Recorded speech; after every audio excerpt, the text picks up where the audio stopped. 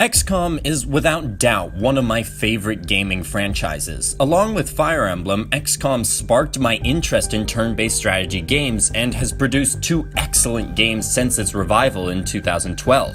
Unsurprisingly then, fans of the series, such as me, are excited for the prospect of XCOM 3.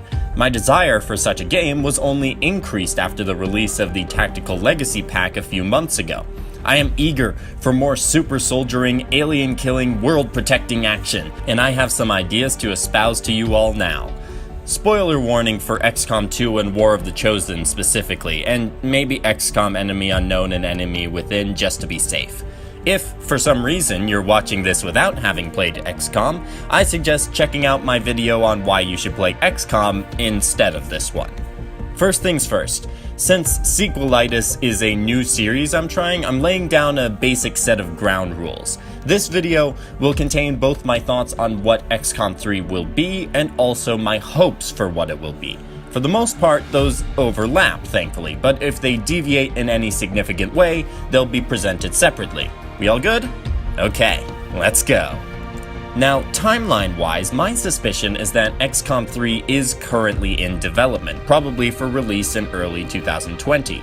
It fits the schedule that came between XCOM Enemy Unknown and XCOM 2, and Firaxis and 2K have been quite consistent so far with the revived franchise.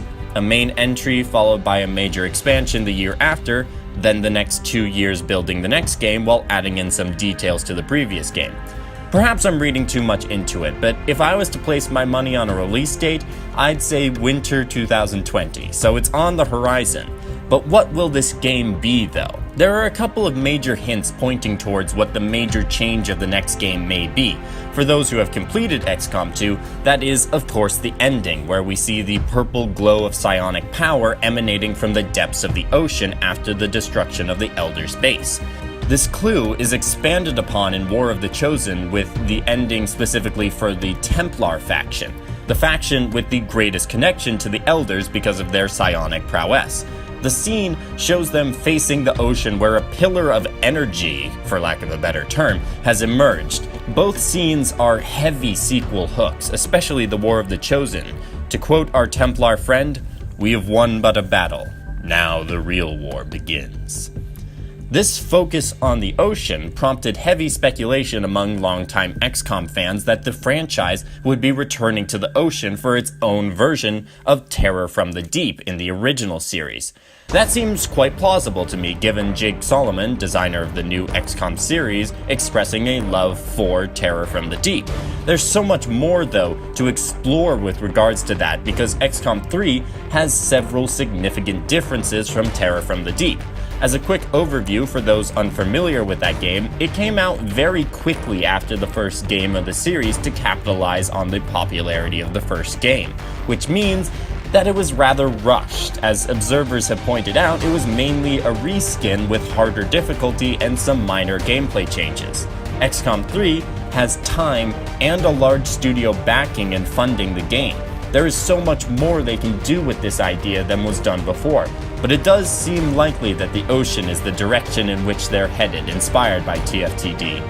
Here's what I think XCOM 3 will take from Terror from the Deep. The basic premise of an underwater source of power awakening dormant aliens and the resetting of the tech tree because of the new battleground being underwater. Not a very long list, and the dormant aliens I could easily see being replaced by corrupted sea creatures. Who knows exactly? The tech tree reset is important to close the plot hole of why XCOM isn't just using its fancy toys from the end of XCOM 2.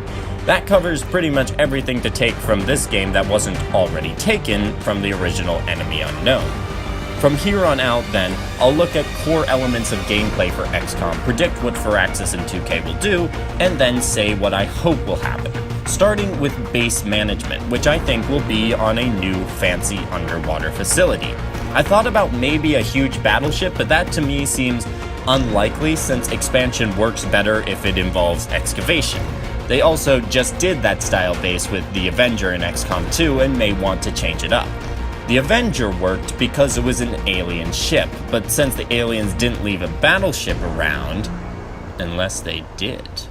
You see, I kind of hope that they reuse the Avenger premise, because I'd prefer a battleship for mobility to a stagnant underwater base. This way, you could visit ports for resources and then respond from there to sightings and attacks. Although, there could also be underwater bases as the new equivalent of regional contacts.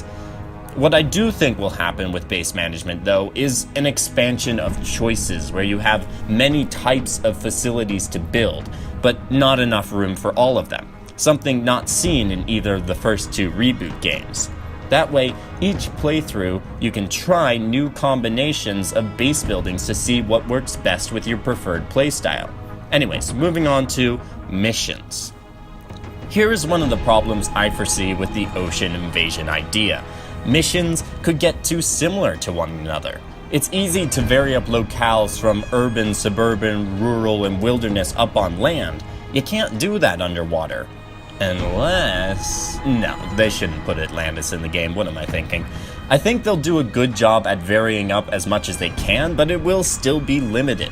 What I hope they do then is having a mix of land and underwater missions. How would this work? By having two invasions, one from under the water and another one from outer space. It's bigger, it's badder, and it forces players into complex choices while allowing them to keep the great environments the first two games had up on land. It also opens up for varied mission types, which was a great aspect of XCOM 2. I don't think they'll do this. I think they'll find a way to vary up the underwater missions environmentally and strategically, but I think the dual invasion would be really cool. Recon missions from War of the Chosen will also come back, and I think may inspire other solo operations such as infiltration or pilot missions. Oh, and I do think mission timers will return in some fashion, but hopefully better balanced to reward players for fast completion without heavily punishing the slower players. The soldiers themselves, I think, will remain pretty similar. There will be greater customization and control over the character pool. One thing I'd like to see that I think they will put in is varying up the body type for the soldiers. Sue me if you want, but I want soldiers with different heights. Is that too much to ask? Class-wise, with the underwater theme, there will be specialized underwater classes based on the above-ground ones. If they, for some reason, went the dual invasion route, they could even keep the old while adding in new underwater classes. So you'd manage basically two armies, a land army and an ocean army. Can you tell I'm invested in the dual invasion idea? Because I really am. Skill trees, I think, will remain pretty much the same, as well as mechanics like injuries, fatigue, and soldier bonds. On the enemy soldier side, I reckon the enemies we know and hate will probably remain pretty similar to XCOM 2. The real difference then will be with the new enemies introduced, especially the underwater ones. Oh, and the loss of Advent, although I think they'll be replaced by more human enemies, like Exalt from Enemy Within. Humans who are angry at XCOM for their actions in destroying Advent. I also want enemies like the Chosen again, and I think it's likely we'll get them since they were well received by the fandom. Maybe they'll even expand the system to make it even more like an XCOM version of the Nemesis system. The core gameplay will stay very similar to what has been established in the first two games, with of course tweaks to try and bring us a fun and challenging experience. I can't really delve into the minute details of it because I'm simply not equipped to talk about that level of game balancing. I'm good at broad ideas. The details of those ideas and how they work are a little more difficult. For the most part, I think they'll just expand the options of how players can tackle enemies. New ammos, new grenades, new powers, new environmental hazards, etc. There are plenty of ways to expand the already large strategic options of XCOM, and that's what I think they'll do. How they'll expand it specifically, though, is beyond me. Here then is an overview of what I'm thinking when it comes to XCOM 3. I see a game inspired by Terror from the Deep with its underwater invasion, a game that expands enemy types, soldier customizability, base management, and map types. The game will retain elements that were well liked from XCOM 2, such as Chosen-style enemies and integrated mod support, while trying to improve elements that were not as well received, such as mission timers. The battles will be action-packed, and the base management will force you into tough choices of what to build when. XCOM 3 will mainly be an expansion and refining of the elements that made 1 and 2 such good games, and honestly, I'd be quite happy with that, even if they don't do the dual invasion idea. No, I'm not giving it up. Now, this is all speculation of the highest degree. I have no idea what they will do with XCOM 3, but it's fun to put out theories and discuss with other fans what could or might happen. If you have ideas you'd like to share about either my ideas or your own, please feel free to leave them in the comments. Trust me, when we start getting news about XCOM 3, I will be ready to discuss whatever comes up. But for now, we wait, and maybe go back and play some Enemy Unknown or XCOM 2. I hope you enjoyed this video.